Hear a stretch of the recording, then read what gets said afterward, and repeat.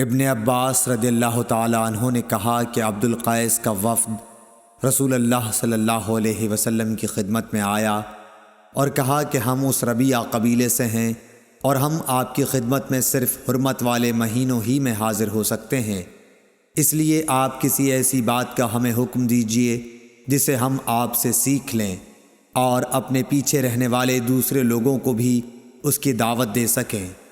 آپ نے فرمایا کہ میں تمہیں 4 چیزوں کا حکم دیتا ہوں اور 4 چیزوں سے روکتا ہوں۔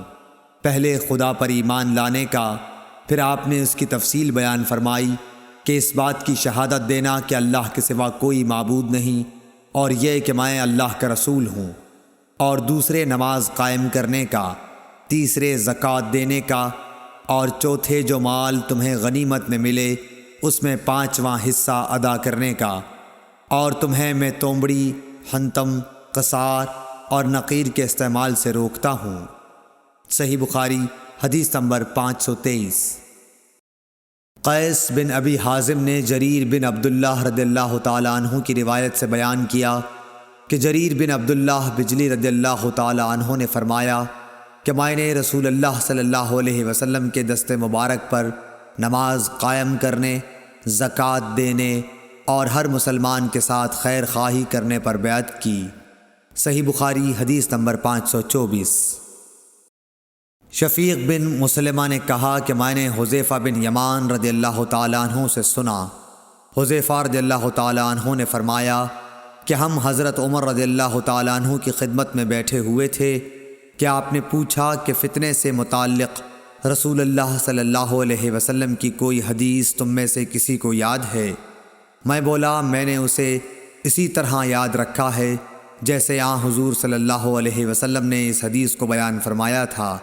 حضرت عمر رضی اللہ تعالیٰ عنہ بولے کہ تم رسول اللہ صلی اللہ علیہ وسلم سے فتن کو معلوم کرنے میں بہت بے باک تھے۔ میں نے کہا کہ انسان کے گھر والے، مال، اولاد اور پڑوسی سب فتنے کی چیزیں ہیں، اور نماز، روزہ، صدقہ، اچھی بات کے لیے لوگوں کو حکم کرنا اور بری باتوں سے روکنا ان فتنوں کا کفارہ ہیں۔ حضرت عمر رضی اللہ تعالیٰ عنہ نے فرمایا کہ میں تم سے اس کے متعلق نہیں پوچھتا، مجھے تم اس فتنے کے بارے میں بتلاؤ جو سمندر کی موج کی طرح ٹھاٹھیں مارتا ہوا بڑھے گا۔ اس پر میں نے کہا کہ یا امیر المومنین، آپ اس سے خوف نہ کھائیے، آپ کے اور فتنے کے درمیان ایک بند دروازہ ہے۔ پوچھا گیا وہ دروازہ توڑ دیا جائے گا یا صرف کھولا جائے گا؟ میں نے کہا کہ توڑ دیا جائے گا۔ حضرت عمر رضی اللہ تعالیٰ عنہ بول اٹھے کہ پھر تو وہ کبھی بند نہیں ہو سکے گا۔ شفیق نے کہا کہ ہم نے حذیفہ سے پوچھا کیا حضرت عمر رضی اللہ تعالیٰ عنہ اس دروازے کے متعلق کچھ علم رکھتے تھے؟ تو انہوں نے کہا ہاں، بالکل اسی طرح جیسے دن کے بعد رات کے آنے کا۔ میں نے تم سے ایک ایسی حدیث بیان کی ہے جو قطعاً غلط نہیں ہے۔ ہمیں اس کے متعلق حذیفہ رضی اللہ تعالیٰ عنہ سے پوچھنے میں ڈر ہوتا تھا کہ دروازے سے کیا مراد ہے، اس لیے ہم نے مسروق سے کہا کہ وہ پوچھیں۔ انہوں نے دریافت کیا تو آپ نے بتایا کہ وہ دروازہ خود حضرت عمر رضی اللہ تعالیٰ عنہ ہی تھے۔ صحیح بخاری حدیث نمبر 525۔ ابن مسعود رضی اللہ تعالیٰ عنہ سے روایت ہے کہ ایک شخص نے کسی غیر عورت کا بوسہ لے لیا اور پھر نبی کریم صلی اللہ علیہ وسلم کی خدمت میں آیا اور آپ کو اس حرکت کی خبر دے دی۔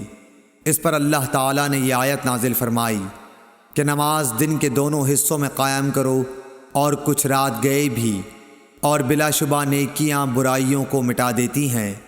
اس شخص نے کہا کہ یا رسول اللہ صلی اللہ علیہ وسلم، کیا یہ صرف میرے لیے ہے؟ تو آپ نے فرمایا کہ نہیں، بلکہ میری تمام امت کے لیے یہی حکم ہے۔ صحیح بخاری حدیث نمبر 526۔ ولید بن ایزار کوفی نے خبر دی کہ میں نے ابو عمرو شیبانی سے سنا، وہ کہتے تھے کہ میں نے اس گھر کے مالک سے سنا، آپ عبداللہ بن مسعود رضی اللہ تعالیٰ عنہ کے گھر کی طرف اشارہ کر رہے تھے۔ انہوں نے فرمایا کہ میں نے نبی صلی اللہ علیہ وسلم سے پوچھا کہ اللہ تعالیٰ کی بارگاہ میں کون سا عمل زیادہ محبوب ہے؟ آپ نے فرمایا کہ اپنے وقت پر نماز پڑھنا۔ پھر پوچھا اس کے بعد؟ فرمایا والدین کے ساتھ نیک معاملہ رکھنا۔ پوچھا اس کے بعد؟ آپ نے فرمایا کہ اللہ کی راہ میں جہاد کرنا۔ ابن مسعود نے فرمایا کہ حضرت صلی اللہ علیہ وسلم نے مجھے یہ تفصیل بتائی، اور اگر میں اور سوالات کرتا تو آپ اور زیادہ بھی بتلاتے، لیکن میں نے بطور ادب خاموشی اختیار کی۔ صحیح بخاری حدیث نمبر 527۔ ابو سلمہ بن عبد الرحمن بن عوف رضی اللہ تعالی عنہ نے حضرت ابو ہریرہ رضی اللہ تعالی عنہ سے روایت کیا ہے کہ انہوں نے رسول اللہ صلی اللہ علیہ وسلم سے سنا، آپ فرماتے تھے کہ اگر کسی شخص کے دروازے پر نہر جاری ہو اور وہ روزانہ اس میں 5 دفعہ نہائے تو تمہارا کیا گمان ہے؟ کیا اس کے بدن پر کچھ بھی میل باقی رہ سکتا ہے؟ صحابہ نے عرض کی کہ نہیں یا رسول اللہ، ہرگز نہیں۔ آپ نے فرمایا کہ یہی حال 5 وقت کی نمازوں کا ہے کہ اللہ پاک ان کے ذریعے سے گناہوں کو مٹا دیتا ہے۔ صحیح بخاری حدیث نمبر 528۔ حضرت انس رضی اللہ تعالی عنہ نے فرمایا کہ میں نبی صلی اللہ علیہ وسلم کے عہد کی کوئی بات اس زمانے میں نہیں پاتا۔ لوگوں نے کہا نماز تو ہے۔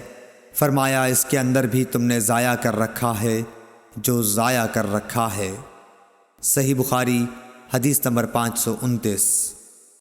ابو عبیدہ حداد نے عبدالعزیز کے بھائی عثمان بن ابی رواد کے واسطے سے بیان کیا، انہوں نے کہا کہ میں نے زہری سے سنا کہ میں دمشق میں حضرت انس بن مالک رضی اللہ تعالی عنہ کی خدمت میں گیا، آپ اس وقت رو رہے تھے۔ میں نے عرض کیا کہ آپ کیوں رو رہے ہیں؟ انہوں نے فرمایا کہ نبی کریم صلی اللہ علیہ وسلم کے عہد کی کوئی چیز اس نماز کے علاوہ اب میں نہیں پاتا، اور اب اس کو بھی ضائع کر دیا گیا ہے۔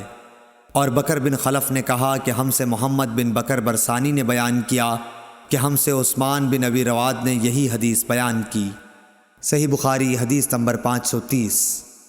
حضرت انس سے روایت ہے کہ نبی کریم صلی اللہ علیہ وسلم نے فرمایا کہ جب تم میں سے کوئی نماز میں ہوتا ہے تو وہ اپنے رب سے سرگوشی کرتا رہتا ہے، اس لیے اپنی داہنی جانب نہ تھوکنا چاہیے، لیکن بائیں پاؤں کے نیچے تھوک سکتا ہے۔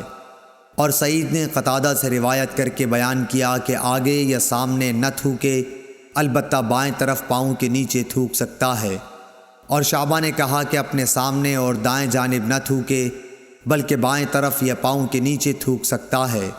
اور حمید نے انس بن مالک سے، وہ نبی صلی اللہ علیہ وسلم سے روایت کرتے ہیں کہ قبلے کی طرف نہ تھوکے اور نہ دائیں طرف، البتہ بائیں طرف یا پاؤں کے نیچے تھوک سکتا ہے۔ صحیح بخاری حدیث نمبر 531۔ انس بن مالک رضی اللہ تعالی عنہ نبی کریم صلی اللہ علیہ وسلم سے روایت کرتے تھے، کیا حضور صلی اللہ علیہ وسلم نے فرمایا کہ سجدہ کرنے میں اعتدال رکھو، سیدھی طرح پر کرو، اور کوئی شخص تم میں سے اپنے بازوؤں کو کتے کی طرح نہ پھیلائے۔ جب کسی کو تھوکنا ہی ہو تو سامنے یا داہنی طرف نہ تھوکے، کیونکہ وہ نماز میں اپنے رب سے پوشیدہ باتیں کرتا رہتا ہے۔ صحیح بخاری حدیث نمبر 532۔ زید بن وہب ہمدانی نے ابو ذر رضی اللہ تعالی عنہ سے روایت کیا ہے کہ نبی صلی اللہ علیہ وسلم کے مؤذن بلال نے ظہر کی اذان دی تو آپ صلی اللہ علیہ وسلم نے فرمایا کہ ٹھنڈا کر، ٹھنڈا کر، یا یہ فرمایا کہ انتظار کر، انتظار کر، اور فرمایا کہ گرمی کی تیزی جہنم کی آگ کی بھاپ سے ہے، اس لیے جب گرمی سخت ہو جائے تو نماز ٹھنڈے وقت میں پڑھا کرو۔ پھر ظہر کی اذان اس وقت کہی گئی جب ہم نے ٹیلوں کے سائے دیکھ لیے۔ صحیح بخاری حدیث نمبر 535۔ ابو ہریرہ رضی اللہ تعالی عنہ نبی کریم صلی اللہ علیہ وسلم سے روایت کرتے ہیں کہ حضور اکرم صلی اللہ علیہ وسلم نے فرمایا کہ جب گرمی تیز ہو جائے تو نماز کو ٹھنڈے وقت میں پڑھا کرو، کیونکہ گرمی کی تیزی دوزخ کی آگ کی بھاپ کی وجہ سے ہوتی ہے۔ صحیح بخاری حدیث نمبر 536۔ دوزخ نے اپنے رب سے شکایت کی کہ اے میرے رب، آگ کی شدت کی وجہ سے میرے بعض حصے نے بعض حصے کو کھا لیا ہے۔ اس پر اللہ نے اسے 2 سانس لینے کی اجازت دی، ایک سانس جاڑے میں اور ایک سانس گرمی میں۔ اب انتہائی سخت گرمی اور سخت سردی جو تم لوگ محسوس کرتے ہو وہ اسی سے پیدا ہوتی ہے۔ صحیح بخاری حدیث نمبر 537۔ ابو صالح ذکوان نے ابو سعید خدری رضی اللہ تعالیٰ عنہ کے واسطے سے بیان کیا کہ نبی صلی اللہ علیہ وسلم نے فرمایا کہ گرمی کے موسم میں ظہر کو ٹھنڈے وقت میں پڑھا کرو، کیونکہ گرمی کی شدت جہنم کی بھاپ سے پیدا ہوتی ہے۔ اس حدیث کی مطابقت سفیان ثوری، یحییٰ اور ابو عوانہ نے اعمش کے واسطے سے کی ہے۔ صحیح بخاری حدیث نمبر 538۔ بنی تیم اللہ کے غلام مہاجر ابو الحسن نے کہا کہ میں نے زید بن وہب جہنی سے سنا، وہ ابو ذر غفاری رضی اللہ تعالیٰ عنہ سے نقل کرتے تھے کہ انہوں نے کہا کہ ہم ایک سفر میں رسول اللہ صلی اللہ علیہ وسلم کے ساتھ تھے۔ مؤذن نے چاہا کہ ظہر کی اذان دے، لیکن آپ نے فرمایا کہ وقت کو ٹھنڈا ہونے دو۔ مؤذن نے تھوڑی دیر بعد پھر چاہا کہ اذان دے، لیکن آپ نے فرمایا کہ ٹھنڈا ہونے دو۔ جب ہم نے ٹیلے کا سایہ ڈھلا ہوا دیکھ لیا تب اذان کہی گئی۔ پھر نبی صلی اللہ علیہ وسلم نے فرمایا کہ گرمی کی تیزی جہنم کی بھاپ کی تیزی سے ہے، اس لیے جب گرمی سخت ہو جایا کرے تو ظہر کی نماز ٹھنڈے وقت میں پڑھا کرو۔ ابن عباس رضی اللہ تعالیٰ عنہ نے فرمایا یطفیو کا لفظ جو سورہ نحل میں ہے کہ معنی یتمیل۔ ابن عباس رضی اللہ تعالیٰ عنہ نے فرمایا یطفیو کا لفظ جو سورہ نحل میں ہے کہ معنی تتمیل، جھکنا، مائل ہونا ہے۔ صحیح بخاری حدیث نمبر 539۔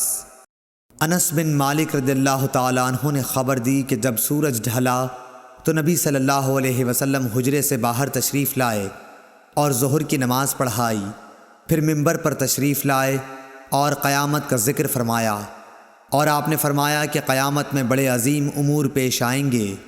پھر آپ نے فرمایا کہ اگر کسی کو کچھ پوچھنا ہو تو پوچھ لے، کیونکہ جب تک میں اس جگہ پر ہوں تم مجھ سے جو بھی پوچھو گے میں اس کا جواب ضرور دوں گا۔ لوگ بہت زیادہ رونے لگے۔ آپ برابر فرماتے جاتے تھے کہ جو کچھ پوچھنا ہو پوچھو۔ عبداللہ بن حذافہ سہمی کھڑے ہوئے اور دریافت کیا کہ حضور صلی اللہ علیہ وسلم میرے باپ کون ہیں؟ آپ نے فرمایا کہ تمہارے باپ حذافہ تھے۔ آپ اب بھی برابر فرما رہے تھے کہ پوچھو کیا پوچھتے ہو۔ اتنے میں عمر رضی اللہ تعالیٰ عنہ ادب سے گھٹنوں کے بل بیٹھ گئے اور انہوں نے فرمایا کہ ہم اللہ تعالیٰ کے مالک ہونے، اسلام کے دین ہونے اور محمد صلی اللہ علیہ وسلم کے نبی ہونے سے راضی اور خوش ہیں۔ پس اس گستاخی سے ہم باز آتے ہیں کہ آپ سے جا اور بے جا سوالات کریں۔ اس پر حضرت صلی اللہ علیہ وسلم خاموش ہو گئے۔ پھر آپ نے فرمایا کہ ابھی ابھی میرے سامنے جنت اور جہنم اس دیوار کے کونے میں پیش کی گئی تھی، پس میں نے نہ ایسی کوئی عمدہ چیز دیکھی جیسی جنت تھی اور نہ کوئی ایسی بری چیز دیکھی جیسی دوزخ تھی۔ صحیح بخاری حدیث نمبر 540۔